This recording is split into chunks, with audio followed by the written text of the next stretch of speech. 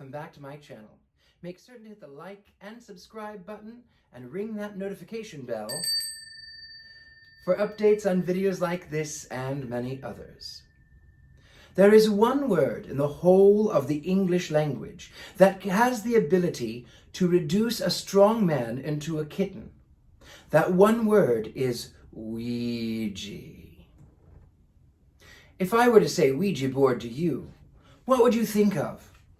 Would you think of demons? Demons!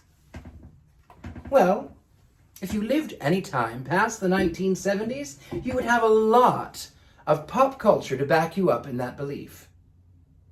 In the 1970s, there was a film called The Exorcist, in which Reagan, the star of the movie, goes down into the cellar and uses a Ouija board to contact the great beyond, where she does make contact with a demon who later possesses her soul.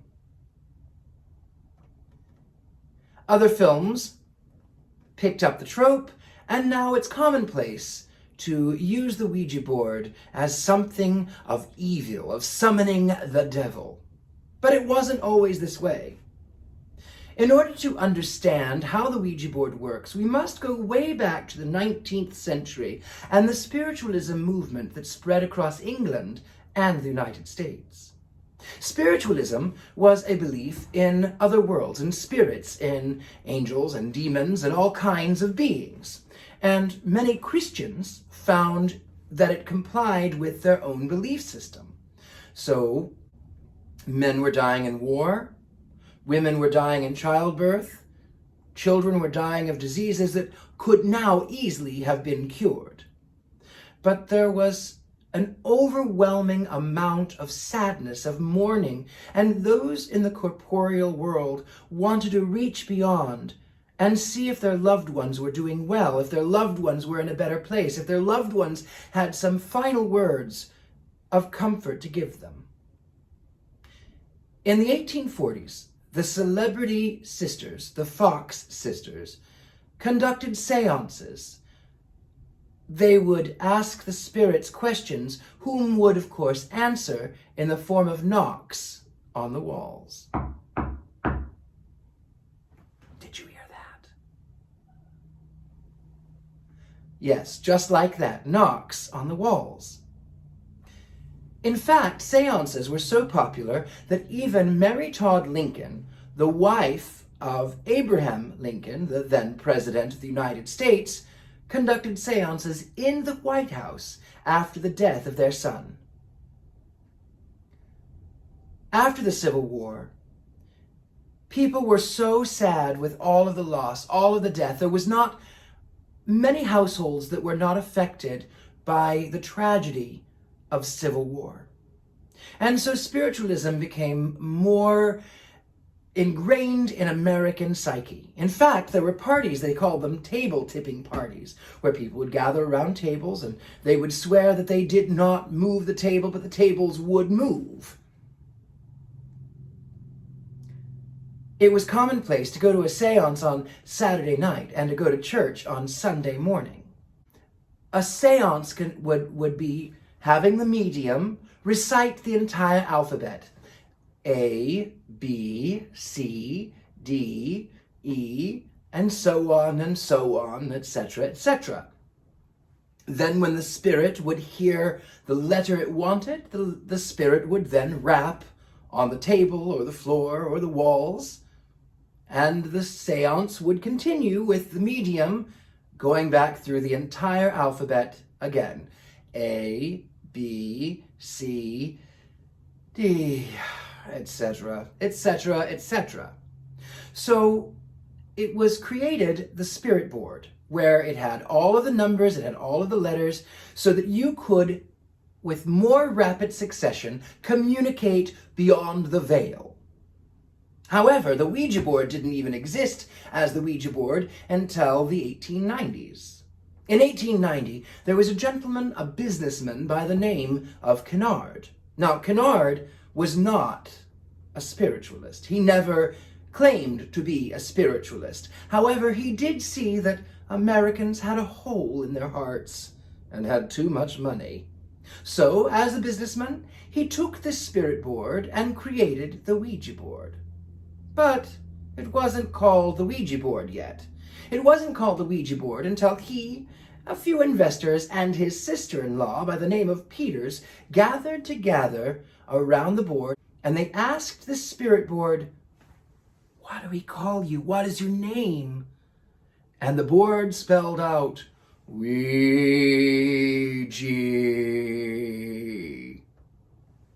It is erroneously believed that Ouija is both French and German, respectively, for yes. Oui, French, ja in German, yes. When asked what Ouija means, the board spelled out, good luck. It would be noted that here, Ms. Peters had a locket that she always wore, and in that locket there was a 19th century feminist who went by the pen name of Ouida. It is believed that the spirit board misspelled Ouida and spelled Ouija. Is it true? Maybe, maybe not. One member whom had started with the Cunard Company, he worked his way up. He was an employee and investor.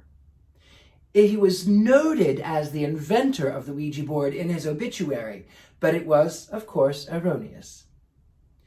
In 1927, he died in a freak accident off the roof of his newly constructed building, his factory, which the spirit board had told him to build. There are other cases of people building buildings because spirits told them to do so. Remember that scene in Ghostbusters where they talk about the building being constructed to resonate with the spirit world? Well, here in Los Angeles is another famous building called the Bradbury Building. And you can see that in Blade Runner. It's been in a lot of movies. It's very pop culture. But the man whom had built it, his brother had passed away. His brother was an architect, and he consulted a spirit board to build the Bradbury Building.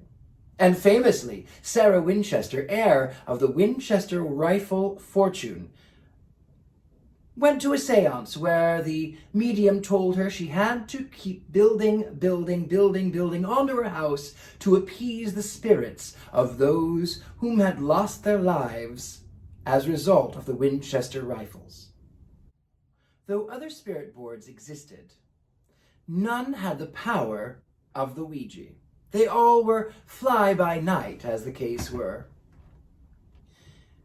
Throughout the end of the 19th century and the early to mid part of the 20th century, it was not uncommon for American households to have parties surrounding a seance.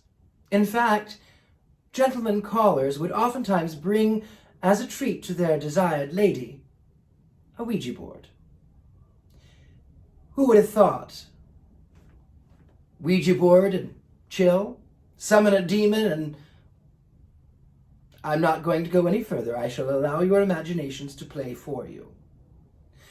And it makes perfect sense, because there you are, as a couple, in the dark, sitting very close together, your knees perhaps touching under the tables, and your hands so close together on that planchette.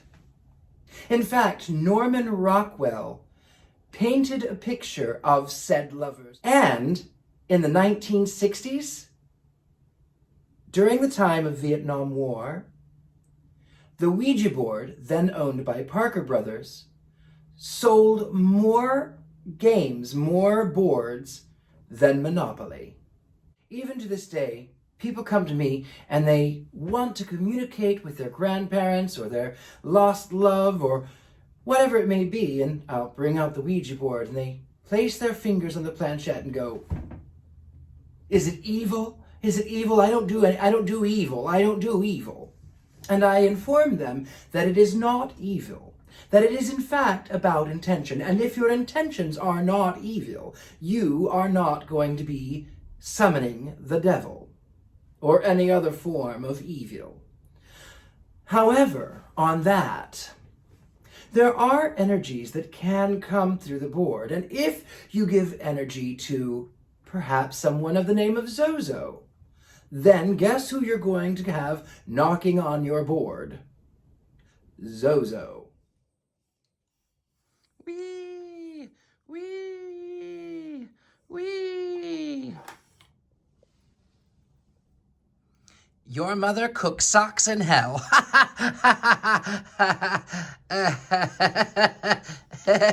Get it? Cook socks in hell. Back to you in the studio. After quarantine, I will be doing a live seance here in this room. That is, of course, the plan. And you want to make certain to check out the Patreon page. The link is in the bio, because you don't want to miss out on some of the behind-the-scenes footage of this video and This Month in a Haunted House and so many other wonderful things that we are giving to you. I cannot tell you how much I appreciate you. It is viewers like you who make content like this a possibility. Thank you so very much. As always, I am your host, Richard-Lael Lillard, the Gentleman Psychic. Until next time.